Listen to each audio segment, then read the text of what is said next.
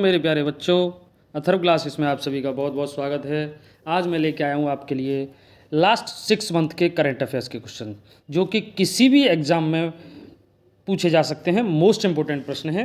तो मेरे प्यारे बच्चों, ध्यान से देखिए और वीडियो को अंत तक देखिए। और आप सभी से रिक्वेस्ट करूँगा कि वीडियो को लाइक, शेयर एंड चैनल को सब्सक्राइब जरूर करें। चलिए स्टार्ट करते हैं। पहला प्रश्न है, रणजी ट्रॉफी 2024 का खिताब किसने जीता है? तो रणजी ट्रॉफी 2024 का खिताब अभी मुंबई ने जीता है। राइट आंसर हो जाएगा ऑप्शन नंबर ए, मुंबई। अब मुंबई विजेता कौन है इसके? मुंबई क्रिकेट टीम, जिसका 42वां खिताब जीता है। कौन सा ये हुआ है खिताब? तो ये 42वां खिताब हुआ है। मोस्ट इंपोर्टेंट पॉइंट है। अब इसी में हम बात करेंगे कि उपविजेता कौन थे। तो उपविजेता विदर्भ थे। मुंबई इंडियंस के कप्तान थे अजिंक्य रहाणे और विदर्भ टीम के कप्तान थे अजय वाडेकर। कई बार आपसे पूछ लिया जाता है कि उपविजेता कौन थे और उनके कप्तान कौन थे। तो इस तरह से मोस्ट इंपोर्टेंट पॉइंट्स भी साथ में मैं डिस्कस करूंगा। तो मेरे प्यारे बच्चों, वीडियो को ध्यान से देखिए और अंत तक देखिए। नेक्स्ट क्वेश्चन है, हाल ही केंद्रीय माध्यमिक शिक्षा बोर्ड सीबीएसई के नए अध्यक्ष कौन बने हैं? तो केंद्रीय माध्यमिक शिक्षा बोर्ड सीबीएसई के नए अध्यक्ष बने हैं आपके राहुल सिंह, यानी कि राइट आंसर हो जाएगा option number D, Rahul Singh. अब राहुल सिंह के बारे में एक पॉइंट कि राहुल सिंह ने जो है अभी निधि छिब्बर का स्थान लिया है। किसका स्थान लिया है? निधि छिब्बर का। राहुल सिंह से पहले निधि छिब्बर थे सीबीएसई के अध्यक्ष, और ये केंद्रीय माध्यमिक शिक्षा बोर्ड सीबीएसई में हुआ है। तो सीबीएसई की स्थापना कब हुई थी? 1929 को। और मुख्यालय कहाँ है सीबीएसई का? नई दिल्ली में। तो इस तरह से मोस्ट इंपोर्टेंट पॉइंट है मेरे प्यारे बच्चों, याद कर लीजिए। किसी भी एग्जाम के लिए बहुत ही चुनिंदा प्रश्न लेके आया हूँ आपके लिए, बहुत मेहनत से। तो वीडियो को सब्सक्राइब जरूर करें चैनल को।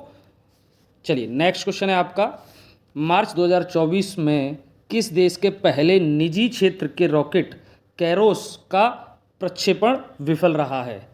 तो ये जो है किसका था? ये जापान का। तो जापान का ये पहला निजी क्षेत्र का रॉकेट था कैरोस, इसका नाम है कैरोस, जिसका प्रक्षेपण विफल रहा है, परीक्षण जो है। तो राइट आंसर हो जाएगा option number C, Japan. Next question की ओर चलेंगे अभी हम। नेक्स्ट प्रश्न है आपका, मार्च 2024 में किन देशों की नौसेना बलों ने ओमान की खाड़ी के पास एक संयुक्त अभ्यास समुद्री सुरक्षा बैंड 2024 का आयोजन किया है? तो इसका नाम है समुद्री सुरक्षा बैंड 2024 का आयोजन किया है। तो इसका राइट आंसर हो जाएगा उपर्युक्त सभी। इसमें क्या है कि 3 देशों ने, रूस, चीन और ईरान, तीनों देशों ने मिलकर अपना ये समुद्री सुरक्षा बैंड 2024 का आयोजन किया है। तो राइट आंसर हो जाएगा ऑप्शन नंबर डी, उपर्युक्त सभी। अभी आप लोगों से पूछ लिया जाता है कि थीम क्या है थी इसकी? तो थीम थी संयुक्त रूप से शांति और सुरक्षा का निर्माण। कई एग्जाम में पूछा भी गया है कि थीम क्या है, तो थीम पूछी जाती है, इसलिए मैंने थीम भी डिस्कस किया है। याद कर लीजिए मेरे प्यारे बच्चों। नेक्स्ट क्वेश्चन है, अभी हम नेक्स्ट क्वेश्चन की बात करेंगे। रॉयल चैलेंजर्स बेंगलोर ने आईपीएल 2000 से पहले अपना नाम बदलकर क्या रखा था? तो 2024 के आईपीएल से पहले रॉयल चैलेंजर बेंगलोर ने अपना नाम बदलकर रॉयल चैलेंजर्स बेंगलुरु किया था। Right answer option number A हो जाएगा, रॉयल चैलेंजर्स बेंगलुरु। पूछा जा सकता है, याद कर लीजिए। नेक्स्ट क्वेश्चन की ओर चलेंगे अभी हम। नेक्स्ट प्रश्न है आपका, भारत का सबसे ऊंचा मौसम टावर का उद्घाटन कहाँ किया गया है? तो भारत का सबसे ऊंचा मौसम टावर का उद्घाटन जो किया गया है, मध्य प्रदेश के भोपाल में किया गया है। तो राइट आंसर हो जाएगा option number A, Bhopal, Madhya Pradesh. अब इम्पोर्टेंट इसके लिए तो क्या है, ये किससे किया कि 13 मार्च को, इसमें देखिए मैंने पॉइंट भी डिस्कस किए हुए हैं इम्पोर्टेंट। 13 मार्च को केंद्रीय पृथ्वी विज्ञान मंत्री किरण रिजिजू ने मध्य प्रदेश के भोपाल में देश के सबसे ऊंचे मौसम टावर का वर्चुअली उद्घाटन किया था। दूसरा, भोपाल के पास सीलखेड़ा में लगा यह टावर, क्या है कि भोपाल के पास सीलखेड़ा में है यह टावर, जो कि 200 किलोमीटर दूर से बादल को ट्रेस करने में सक्षम है। तो ये मोस्ट इंपॉर्टेंट है कि ये 200 किलोमीटर दूर से बादल को ट्रेस करने में सक्षम है। तो इस तरह से मोस्ट इंपॉर्टेंट प्रश्न है इसका, याद कर लीजिए। अभी हम नेक्स्ट क्वेश्चन की ओर चलेंगे। नेक्स्ट क्वेश्चन है मेरे प्यारे बच्चों, किस राज्य में ग्रामीण किसानों के जैविक उत्पादों को बढ़ावा देने के लिए चौथा ऑर्गेनिक ऑरेंज फेस्टिवल का आयोजन किया गया है? तो ये नागालैंड के रूसोमा गांव में किया गया था अभी ये। तो इसका राइट आंसर हो जाएगा option number A, Nagaland, Rusoma गांव। नेक्स्ट क्वेश्चन की हम बात करेंगे अभी। क्वेश्चन है आपका, मार्च 2024 में यूएनडीपी द्वारा जारी लैंगिक असमानता सूचकांक 2022 में भारत की रैंक क्या है? तो आप लोगों से पूछा जाता है कि भाई यूएनडीपी द्वारा जारी लैंगिक असमानता सूचकांक 2022 में भारत की रैंक क्या है, तो इसकी 108 राइट आंसर हो जाएगा, ऑप्शन नंबर सी 108वीं रैंक थी भारत की। अब आप लोगों से क्या है, कई बार पूछा जाता है कि भारत के कौन से स्थान पे था, तो वो हो गया रैंक 108। पूछा जाता पहले स्थान पे कौन था, तो हम इसमें बात करेंगे कि जारीकर्ता कौन है, जिसको संयुक्त राष्ट्र विकास कार्यक्रम यानी यूएनडीपी। टॉप 3 देश यानी पहले नंबर पर डेनमार्क रहा आपका, तो हम पहले नंबर की बात करेंगे तो पहले नंबर पे कौन रहा आपका, डेनमार्क, और नॉर्वे दूसरे पे, और स्विट्जरलैंड तीसरे स्थान पे रहा। तो ये भी मोस्ट इंपोर्टेंट है, याद कर लीजिए।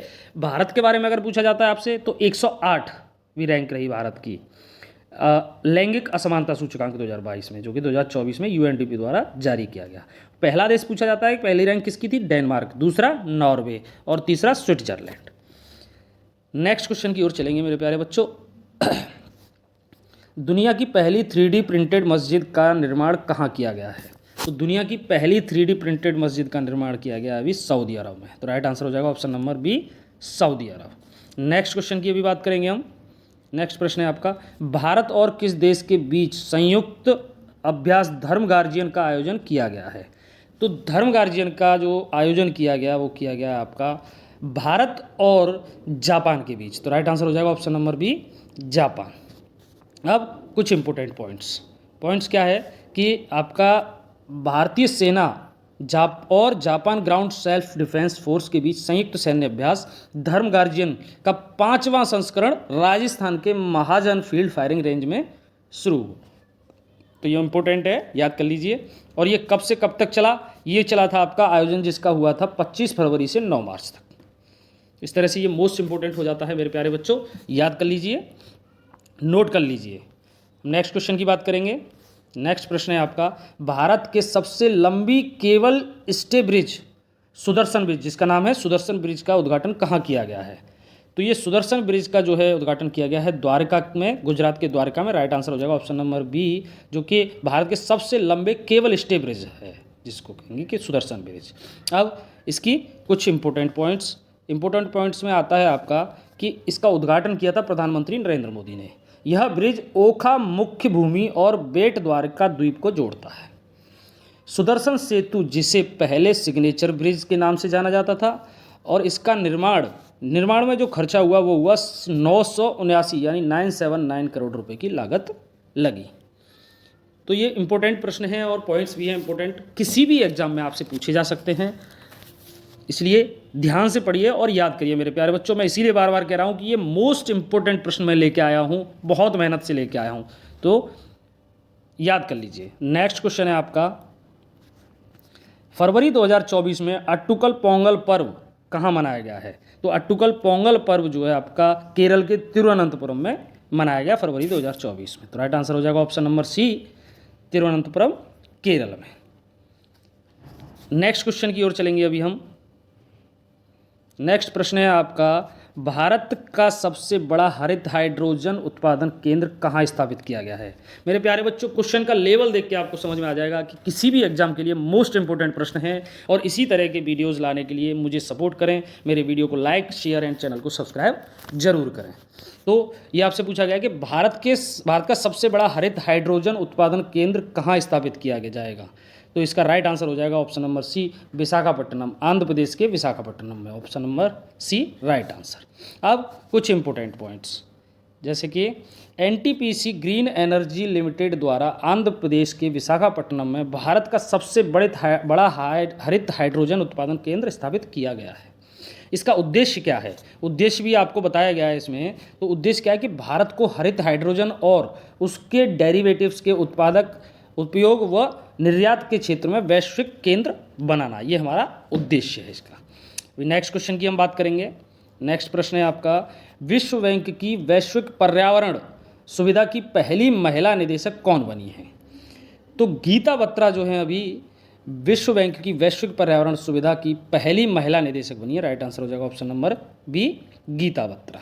अब विश्व बैंक, तो विश्व बैंक के बारे में हम बात करेंगे, वर्ल्ड बैंक जिसे हम कहते हैं। इसकी स्थापना हुई थी जुलाई 1944 में, याद कर लीजिए, इंपॉर्टेंट है। मुख्यालय है वाशिंगटन डीसी यानी यूएसए के वाशिंगटन डीसी में। इसके जो अध्यक्ष हैं वो हैं अजय बंगा। और अगर आपसे पूछ लेता है एमडी और सीईओ कौन है, तो वो हैं Anshula Kant. Most important points हैं, याद कर लीजिए मेरे प्यारे बच्चों। नेक्स्ट प्रश्न है आपका, किस राज्य में भारत के पहले फ्यूचर लैब सेंटर का उद्घाटन किया गया है? तो अगर आपसे पूछा जाता है कि भारत के पहले फ्यूचर लैब सेंटर का उद्घाटन किस राज्य में किया गया है, तो आप बोलोगे तिरुवनंतपुरम, जो कि केरल में है, केरल के तिरुवनंतपुरम में। राइट आंसर हो जाएगा ऑप्शन नंबर बी, तिरुवनंतपुरम। अब कुछ इंपॉर्टेंट पॉइंट्स, जैसे कि आप देखोगे 13 मार्च को केंद्रीय मंत्री राजीव चंद्रशेखर ने सीडैक तिरुवनंतपुरम में भारत के पहले फ्यूचर लैब्स केंद्र का उद्घाटन किया है। ये इंपॉर्टेंट पॉइंट्स है, याद कर लीजिए, नोट कर लीजिए मेरे प्यारे बच्चों, किसी भी एग्जाम में पूछे जा सकते हैं। मार्च 2024 में किस देश ने अपने पहले लेजर हथियार ड्रैगन फायर का परीक्षण किया है? तो लेजर हथियार का नाम है ड्रैगन फायर, जिसका परीक्षण किया है किस देश ने किया है? इसका राइट आंसर हो जाएगा option number C, United Kingdom. तो यूनाइटेड किंगडम ने ये परीक्षण किया है अपने लेजर हथियार का, पहले लेजर हथियार का, ड्रैगन फायर जिसका नाम है। नेक्स्ट क्वेश्चन की ओर चलेंगे अभी। नेक्स्ट प्रश्न है आपका, मार्च 2024 में किसे चुनाव आयुक्त के रूप में नियुक्त किया गया है? तो ज्ञानेश कुमार और सुखवीर सिंह संधू दोनों को ही अभी चुनाव आयुक्त के रूप में नियुक्त किया गया। तो राइट आंसर हो जाएगा ऑप्शन नंबर सी, चुनाव आयुक्त के दोनों को जो है नियुक्त किया गया है रूप में। तो अब चुनाव आयुक्त से रिलेटेड पॉइंट्स हम बात करेंगे। ये क्या है, भारतीय निर्वाचन आयोग के बारे में। तो भारतीय निर्वाचन आयोग की स्थापना हुई थी 25 जनवरी 1950 को। पूछ लिया जाता है एग्जाम में, कई बार पूछा भी गया है, याद कर लीजिए। मुख्यालय है नई दिल्ली में। मुख्य निर्वाचन आयुक्त कौन है इस टाइम पर? राजीव कुमार। और अगर आपसे पूछ लेता, कई बार पूछा गया है कि पहले निर्वाचन आयुक्त कौन थे, तो वो थे आपके सुकुमार सेन। नेक्स्ट क्वेश्चन की ओर चलेंगे मेरे प्यारे बच्चों। मार्च 2024 में संयुक्त राष्ट्र द्वारा जारी मानव विकास सूचकांक 2022 में भारत की रैंक क्या है? फिर से एक रैंकिंग का क्वेश्चन आया है जो कि मोस्ट इंपोर्टेंट है। संयुक्त राष्ट्र द्वारा जारी मानव विकास सूचकांक 2022 में भारत की रैंक क्या रही है? तो ये भारत की रैंक रही है 134, यानी right answer option number D. जैसा कि मैंने पहले बताया था कि आपसे पूछा जाता है भारत की रैंक क्या रही है, पहले स्थान पर कौन है और दूसरे स्थान पर कौन है। मैं टॉप 3 देश बताऊँगा जिनकी रैंकिंग क्या रही है, कैसे। तो अब जारीकर्ता कौन है, इस पर हम कुछ पॉइंट्स की बात करेंगे अभी इसमें, जो कि आपके हो जाते हैं कि आपका संयुक्त राष्ट्र द्वारा जारी मानव विकास सूचकांक 2022 में जो है 22 की जो रैंक जारी की है वो किसने की है? संयुक्त राष्ट्र, यूएन ने। अब टॉप 3 देशों में कौन आते हैं? पहले नंबर पे आता है स्विट्जरलैंड, दूसरे पे आता है नॉर्वे और तीसरे पे आता है आइसलैंड। इस तरह से आप याद कर लीजिए, एग्जाम में पूछा जा सकता है मेरे प्यारे बच्चों, बहुत इंपॉर्टेंट प्रश्न है। नेक्स्ट क्वेश्चन की ओर चलेंगे। और मैं आप लोगों से कहना चाहूँगा कि अपना डेली बेसिस में एक टारगेट, चाहे छोटा सा ही टारगेट फिक्स करें और उस टारगेट को अचीव करने में अपना सारा दिन लगाएं। आपकी लाइफ ऑटोमेटिक बेहतर हो जाएगी मेरे प्यारे बच्चों। और मेहनत करिए जी जान से, आपको सफलता ज़रूर मिलेगी।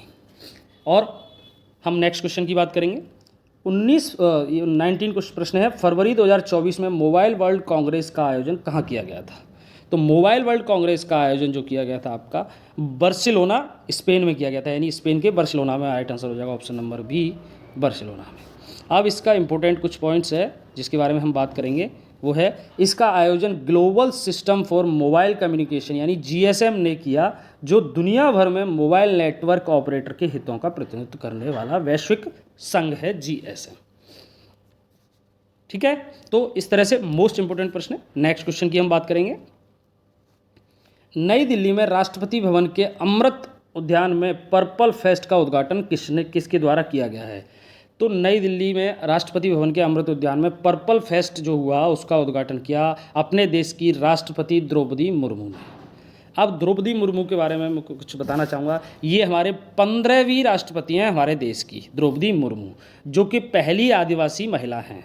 अब आदिवासी महिला हैं तो कई बार पूछा जा सकता है आप लोगों से कि ये किस जनजाति से बिलोंग करती हैं? तो ये संथाल जनजाति से बिलोंग करती हैं। किससे? संथाल। याद कर लीजिए, ये भी इम्पोर्टेंट है। नेक्स्ट क्वेश्चन की हम बात करेंगे अभी। नेक्स्ट प्रश्न है आपका, नदियों के लिए अंतर्राष्ट्रीय कार्यवाही दिवस 2024 कब मनाया गया है? तो नदियों के लिए अंतर्राष्ट्रीय कार्यवाही दिवस 2024 मनाया गया 14 मार्च को। राइट आंसर हो जाएगा ऑप्शन नंबर सी, 14 मार्च को। और इसकी थीम क्या रही थी? अगर आपसे पूछ लेता है कि थीम क्या थी, तो ये थी सभी के लिए पानी। क्या है? सभी के लिए पानी इसकी थीम थी, याद कर लीजिए। नेक्स्ट क्वेश्चन की हम बात करेंगे अभी। नेक्स्ट प्रश्न है आपका, किस राज्य ने मंदिरों पर टैक्स लगाने वाला एक बिल पारित किया है? तो कर्नाटक राज्य सरकार ने जो है अभी मंदिरों पर टैक्स लगाने वाला एक बिल पारित किया है। राइट आंसर हो जाएगा ऑप्शन नंबर बी, कर्नाटक। अब एक इम्पोर्टेंट पॉइंट्स इससे रिलेटेड कि कर्नाटक सरकार ने जो बिल पारित किया है वो किस व्याप पे है। इसके तहत, इस बिल के तहत किसी मंदिर की आय अगर 1 करोड़ रुपए है तो उसे 10% टैक्स देना होगा, और यदि मंदिर की आय 1 करोड़ से कम और 10 लाख रुपए से अधिक है तो 5% का टैक्स सरकार को देना होगा। नेक्स्ट क्वेश्चन है हमारा, नेक्स्ट क्वेश्चन की ओर चलेंगे अभी। नेक्स्ट प्रश्न है आपका, ऑस्ट्रेलियाई ओपन 2024 में पुरुष एकल का खिताब किसने जीता है? बहुत बार पूछा जाता है इस तरह का प्रश्न, तो आपको ये याद होना चाहिए कि ऑस्ट्रेलियाई ओपन 2024 में पुरुष एकल का खिताब जनिक सिनर ने जीता है, जो कि इटली के हैं। राइट आंसर हो जाएगा ऑप्शन नंबर सी, जनिक सिनर इटली के हैं। और यहीं पे अगर आपसे पूछ लिया जाता है कि महिला एकल विजेता कौन है ऑस्ट्रेलियाई ओपन के, तो वो हैं अरीना सबालेंका, जो कि बेलारूस से हैं। नेक्स्ट क्वेश्चन की हम बात करेंगे अभी। नेक्स्ट प्रश्न है आपका, यहाँ पे नेक्स्ट प्रश्न हो जाएगा आपका, 69वें फिल्म फेयर अवार्ड 2024 में सर्वश्रेष्ठ अभिनेता का पुरस्कार किसने जीता है? तो मैं बताना चाहूँगा मेरे प्यारे बच्चों, सर्वश्रेष्ठ अभिनेता का पुरस्कार जो जीता है वो जीता है रणबीर कपूर ने एनिमल मूवी के लिए। राइट आंसर हो जाएगा option number B, Ranbir Kapoor Animal movie के लिए जीता है। और यहीं पे अगर आपसे पूछ लिया जाए कि सर्वश्रेष्ठ अभिनेत्री का खिताब किसने जीता है, तो वो है आलिया भट्ट, जो कि रॉकी और रानी की प्रेम कहानी मूवी के लिए मिला है आलिया भट्ट को। तो इसी के साथ मैं वीडियो को अंत करूंगा। मोस्ट इंपॉर्टेंट प्रश्न है, और आप सभी से रिक्वेस्ट करूंगा कि वीडियो को लाइक, शेयर और चैनल को सब्सक्राइब जरूर करें। जय हिंद, जय भारत।